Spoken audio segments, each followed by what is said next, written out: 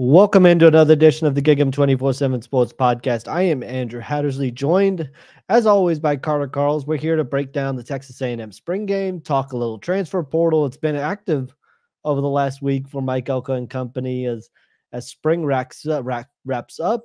Got an idea of what needs they still need to address, and they've addressed a couple of them, and we're going to certainly get into that.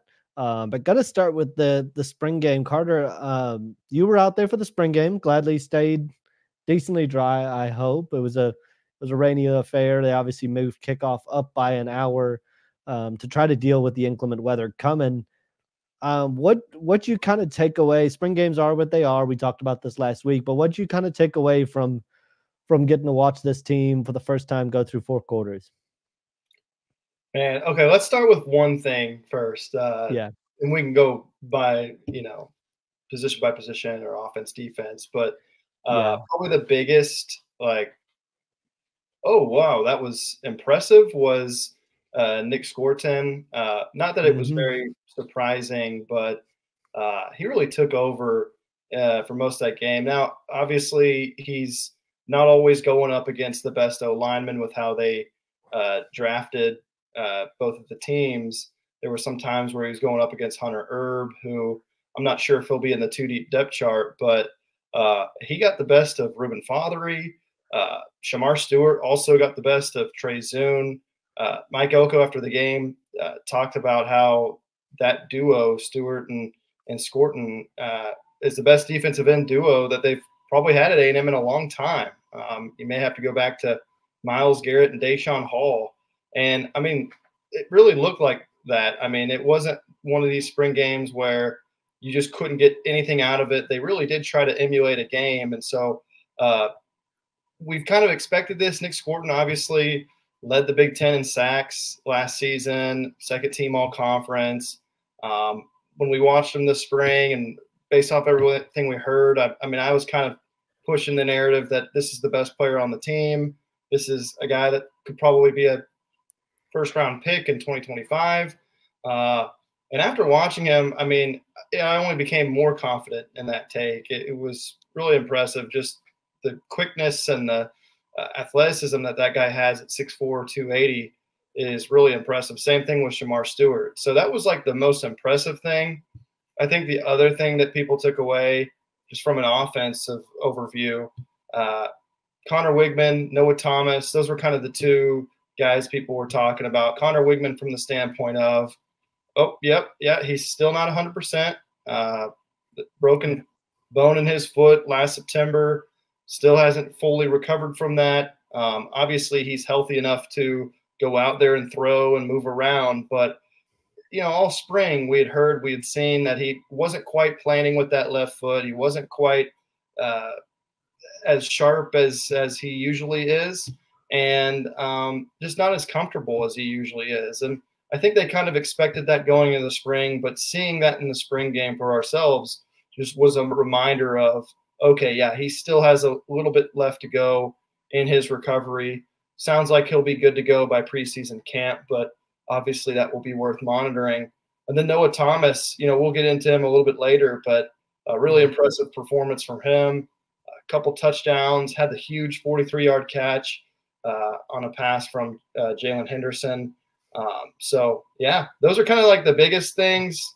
Nick Scorton, Shamar Stewart, offensive side, Wigman, Thomas, obviously a lot more ground to cover, but those were kind of the big hitters, I think. No doubt. And for those that missed it last week, we kind of went position by position, looking through both sides of the ball. So I encourage everybody to check that out over on the YouTube channel. And if you listen to it on Spotify and Megaphone, it's there.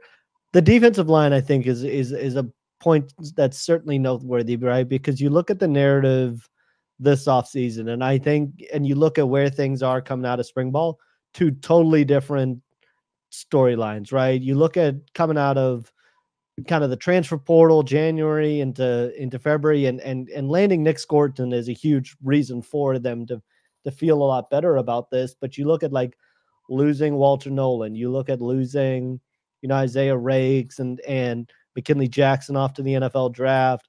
People were kind of saying, oh, I don't know how this A&M defensive line is going to look heading into next fall. it has a chance to once again be the absolute strength of this team. And you look at, what they're going to be able to do up front. You talk about Shamar Stewart, you talk about Nick Scorton. You've also got Shamar Turner in there. You've got Gabriel Brownlow-Dindy, although he's battled some injuries and needs to stay healthy. You've got DJ Hicks. You've got, just there's a lot to like about that room, and they could still probably use a piece inside. We talked about that a little bit last week at defensive tackle. That's probably the one area they could probably address, but you look at what they're able to do off the edge, and then you talk about, Cassius Howell and a guy like him and Rylan Kennedy. There's options there that A&M is going to be able to turn to. And so I think you come out of the spring feeling a lot better on that front. Obviously, Connor Wigman, it had been talked about, obviously Mike Elko and Connor Wigman both said, not quite 100%. It's going to take a little more time. But I think the fact, and we talked about this at length this spring too, the fact that he was still out there getting reps, getting game action is encouraging, because we talked a lot in the past years that guys would sit out or guys maybe wouldn't be participating. And for him to get out there and get those live reps and play in the game, I think is encouraging. It's a small encouraging sign about, guys buying in and guys wanting those reps in practice and wanting to be out there. And then the final takeaway I had is, you look at the secondary, and it was such a mess last year, and so many big plays that they gave up, and obviously not everybody was out there this time around. Des Ricks was not out there, but you at least saw some encouraging signs about attacking the football, driving on the football. You saw BJ Mays make a couple plays. You saw Marcus Radcliffe in on a couple plays. Bryce Anderson obviously in there, and Dalton Brooks had a couple nice moments as well. And so I think you start to see that work that they did in the transfer portal over the offseason.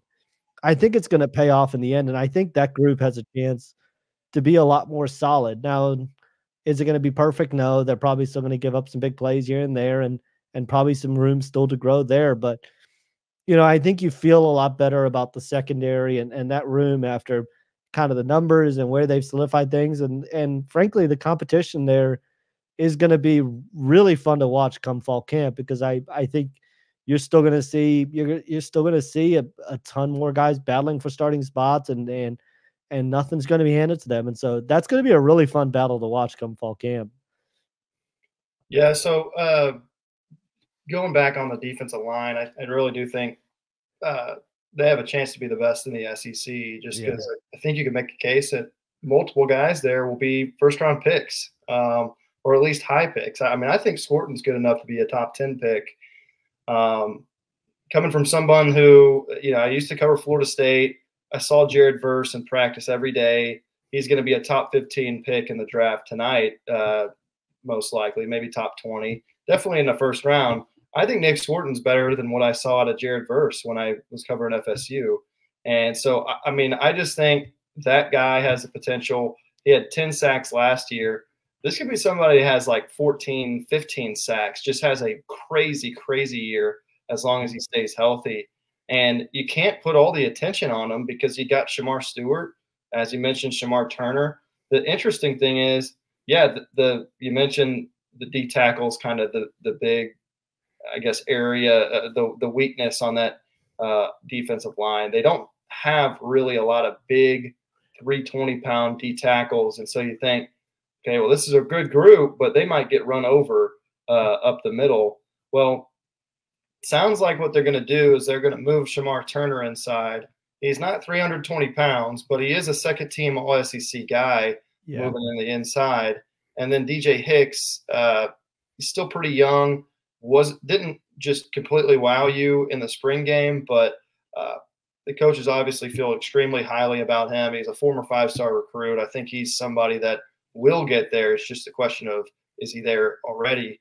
But you have two high pedigree guys up there in the middle, and then you've got an experienced backup with Albert Regis, another experienced backup with Rodas Johnson from Wisconsin, who I thought had a great spring game. He did. Really impressed. GBD, he's got to get healthy. He hasn't really been healthy since he stepped on campus a couple of years ago. So that's the big challenge with him. Secondary, I should have mentioned that too. Obviously, a couple nice pass breakups from B.J. Mays, transfer out of UAB, Donovan Saunders, the transfer out of Cal Poly. I just thought you couldn't take too much away from the secondary, though, because of the way that the teams were drafted. I mean, the receivers that Wigman had were not good. Like, their best receiver was Cyrus Allen, who I think will be a good player for A&M this year. But beyond him, I mean, there was nobody else. Like, Micah Tease is not going to be playing this year very much. So, like, you could argue that his top 4 receivers were not with him. Moose Muhammad, Noah Thomas. This is in no order, of course. Moose Muhammad, Noah Thomas, Jade Walker, Jabre Barber, I'm butchering his name. 4 guys that I would consider your top 4 receivers were not on his team. He had like 1 or 2 scholarship tight ends. They're just and I think he also had Ruben Owens as his back, and Le'Veon Moss had the better day. So that offense was just – they also didn't have Trey Zune, their best offensive lineman. So you couple that with the fact that he's injured, and the Maroon defense is pretty stacked. I mean, let's be honest, Trey Zune, future NFL GM in the making, because that Maroon team was pretty stacked. So I just – Connor Wigman, I couldn't take much from his performance. The receivers and the DBs couldn't take much from it. You saw flashes. You saw, hey, great for B.J. Mays, great play on that slant to Cyrus Allen. Hey, great job, Donovan Saunders, breaking up that pass over the middle to Wesley Watson. But you just want to see a little bit more.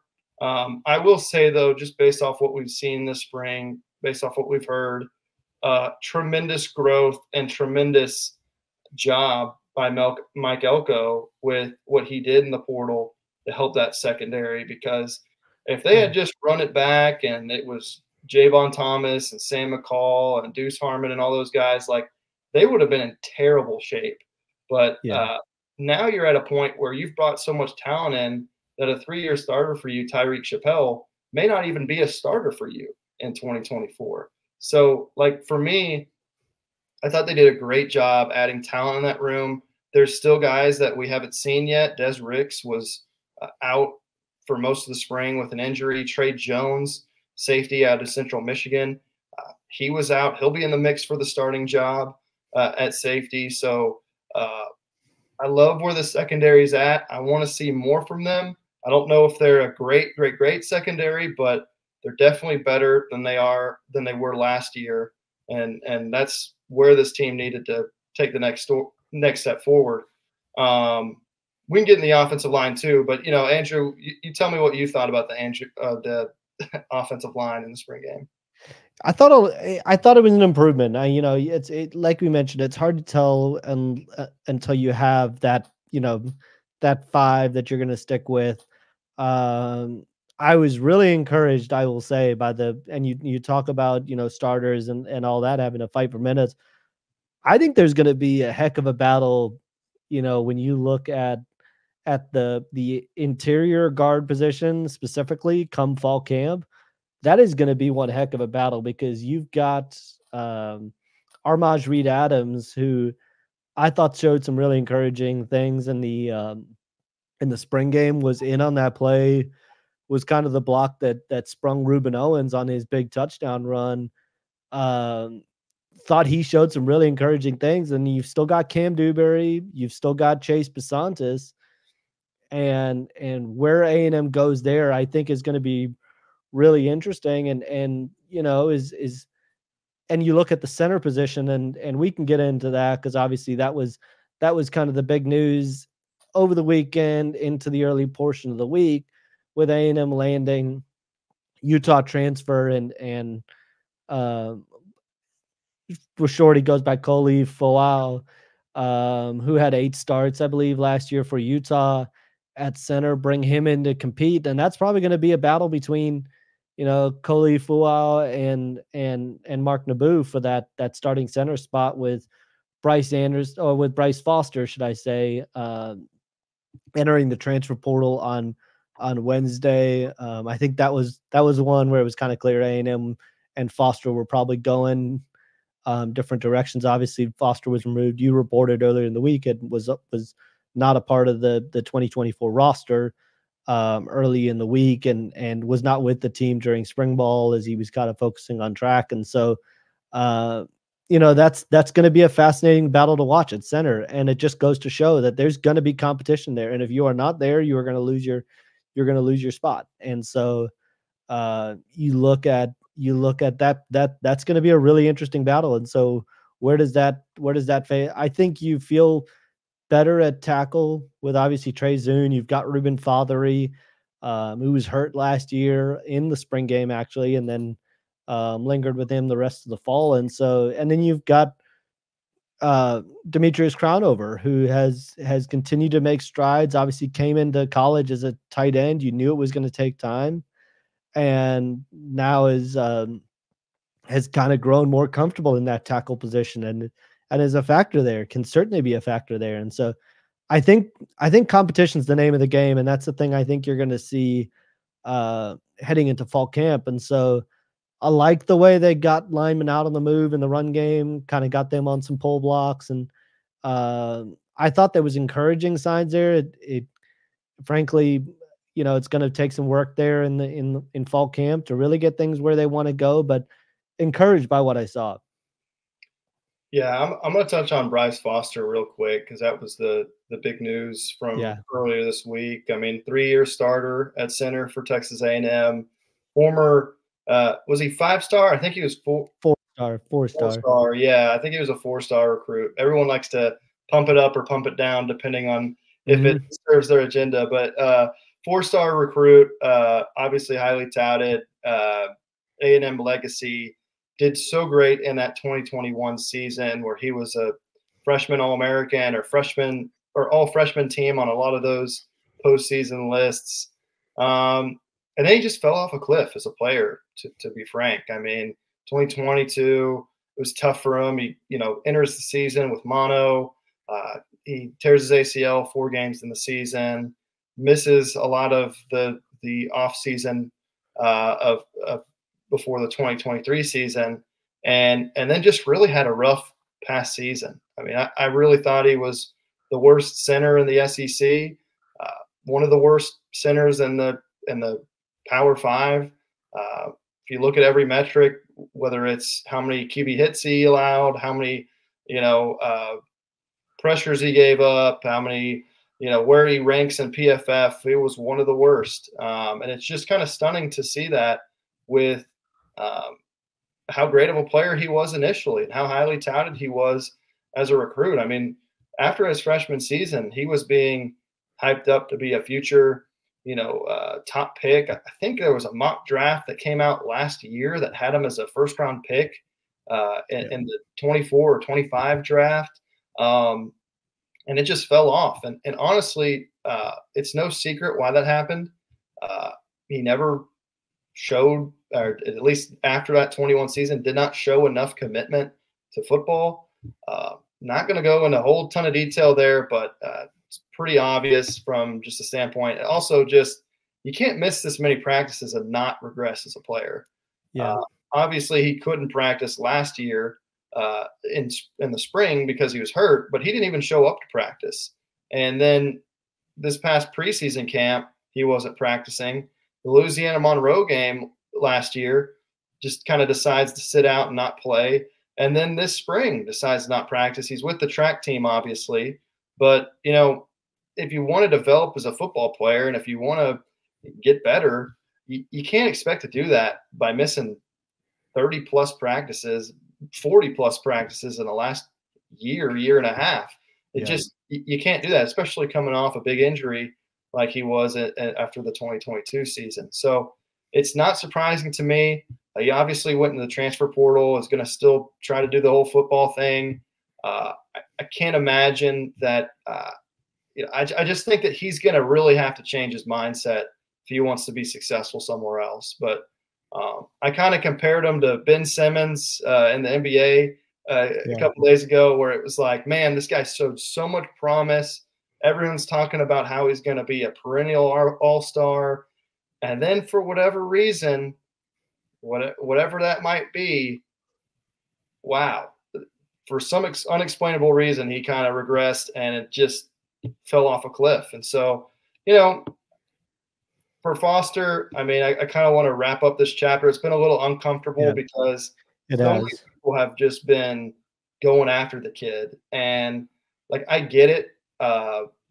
In this circumstance, I understand being disappointed in the guy, but then there comes a point where it's just kind of time to move on, give him a little grace. You never know what's going on behind closed doors. You never know, hey, maybe just not all that into football. I mean, it's his life. He can do what he wants. And so I think people should just kind of move on and go from there. And then as far as the center competition goes, I don't feel great about it still. Everyone's kind of like, oh, yay, Foster's off the roster, and now everything's all better. Yeah. No, I mean, Mark Naboo hasn't showed yet that he can be a quality center in the SEC. Yeah. The Utah center, Kolifeu, he wasn't very good last year. I don't think he would have been the starter for them this season in 2024. So, I think with Adam Cushing, the good thing, the new O-line coach, he's going to be a heck of a lot better than Steve Adazio, who ranks among the worst assistant coaches in A&M history. Like, if we're just being honest, like, that guy was one of the worst assistant coaches in A&M history. And Cushing, I would have been an upgrade over Steve Adazio. You would have been an upgrade over him. Yeah. Adam Cushing will certainly be an upgrade. So I just, that alone makes me feel better about this O-line unit. And then just across the board, like, Trey Zune's back. I think that he should take the next step forward, right? Right tackle, Ruben Father, finally healthy again. And by him being healthy, Chase Basanis gets to slide to guard. And so you're improved 2 positions there. Armaj Reed Adams has been kind of a revelation this spring. I don't know if he's submitted as a starter at right guard, but he sure looked pretty good in the spring game. I thought he looked excellent. And then one other guy I'm going to mention on the O-line, Cam Dewberry. He's kind of, for me, a sneaky candidate for he could have the year this year that Trey Zune had in 2023. Yeah. Where everyone watched Cam Dewberry last season and they're like, man, he showed so much promise as a freshman, but he doesn't look great. He's losing his job to Naboo. He's just not playing all that well. Well, there was a reason for that, much like there was for Trey Zune in 2022. Trey Zune, after that 2022 season, everyone was ready for him to move on and, hey, let's get a new left tackle in there. But what happened was he was hurt that entire 22 season, playing through multiple injuries. And sure enough, as soon as he got healthy in 23, he was a decent offensive lineman. Cam Dewberry hurt all of the 2023 season. And that was kind of the missing context. And obviously Jimbo doesn't want to talk injuries. And so everyone just assumes that Cam Dewberry is not a good player. No, he's hurt. And so now that he's healthy, I'm curious to see what kind of player he becomes, because that 21 season or that 22 season, when he came in last 5 or 6 games or so, he showed a lot of promise. And so, there's kind of a notion that, hey, Basanis and Armaj Reed Adams, those are your starting guards. But I'm curious about Cam Dewberry, because once he's healthy, I think he could be a pretty good player for this team. No doubt. And that's why I didn't necessarily come out and, obviously say these are your starters, because I think there's going to be competition there. And that's good. That's what you want. That's 3 very solid players. And obviously there's others in the mix as well that are battling it out. And whoever kind of hits their stride come fall camp and wins that job is going to have earned it and is going to have played well in fall camp. And you're going to head into the season, obviously, with a guy who's playing well, and you can feel about that group. Couple other newsworthy items I wanted to kind of touch on with you, heading over one more on the offensive side of the ball. It's clear, obviously, since the end of the year that A&M is, or the end of the spring, that A&M is maybe still looking to add one more wide receiver to the fold. Obviously, you've got Keandre Lambert-Smith, who they brought in on a visit over the spring game weekend. He commits to Auburn. You've got Samuel Brown, Houston wide receiver, who led the team in receiving last year, visited earlier this week, is expected to be at Miami this weekend. And so, that's going to be kind of one of those battles that A&M is looking to close out. And then you've got Javarius Johnson, obviously coming from Auburn, who's per Matt Zenitz is expected to visit in the early portion of May. You think one receiver is what this room kind of needs, or where do you kind of, because I think Noah Thomas, and you mentioned this on Twitter and in articles that you feel like he's got the chance to be kind of a number one receiver. You feel like one more kind of does the trick for A&M, or how much more do you think this room needs to add? Ideally, I think two would be great. Yeah. You know, I'm not trying to be greedy. I mean, I think you can get one really good guy and one just kind of depth guy. Yep. So I think you could make that work. There's plenty of, I mean, they brought in the Calhoun kid out of East Carolina at tight end, just kind of for depth purposes. Not going to be a superstar, but hey, he could help you out as having a third guy on the field in certain situations and help you out with special teams. So I think two guys would make you feel a little bit more comfortable at receiver. I want to talk about Samuel Brown, though, because you know, obviously I reported earlier this week that he was going to visit Wednesday, and it sounds like the visit went pretty well, but A&M was not able to secure his commitment during the visit. He's visiting Miami today, I believe, and so that'll be the recruitment to watch this weekend to see how that unfolds. But he's kind of fits that mold of the guy that you would love to have, because he's 6'2". He runs probably a 4.4 40. He clocked a 4.45 as a senior in high school, laser time at the opening regionals.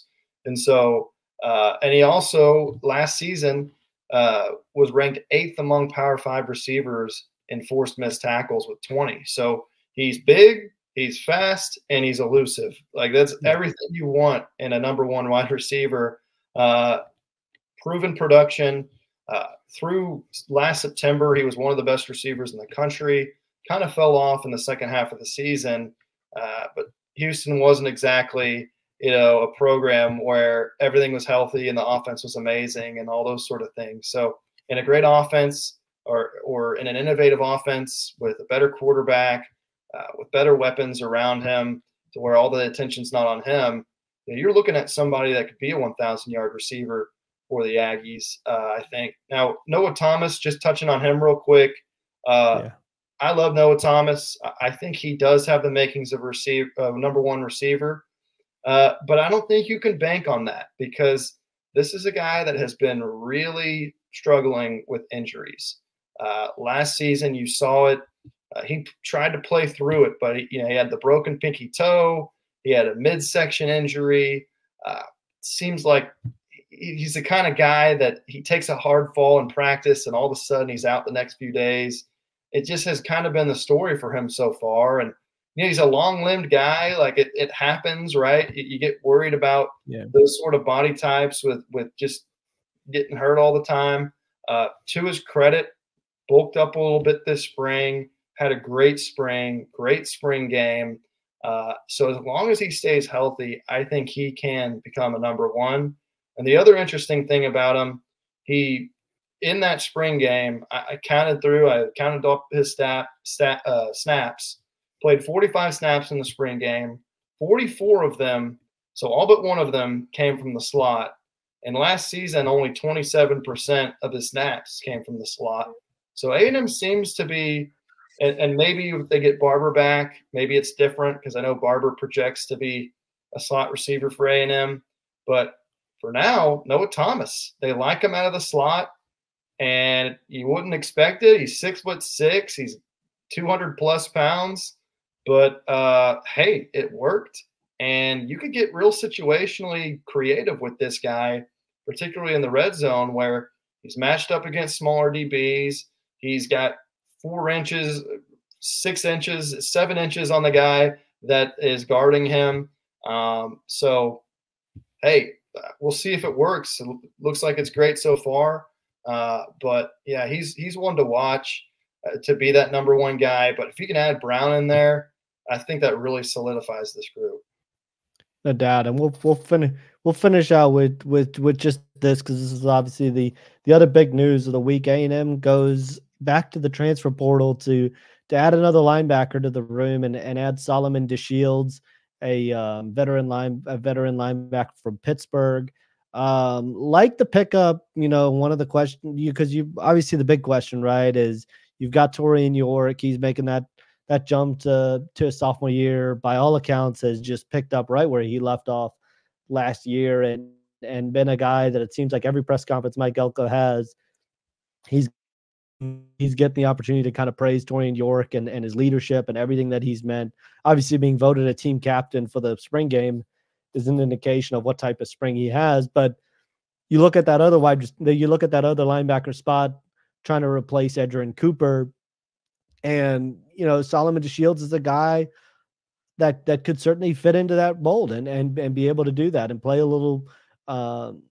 Maybe you ought to get off the edge and rush a little bit as well. And then you got Damian Sanford. But just what do you think about that pickup of Solomon DeShields?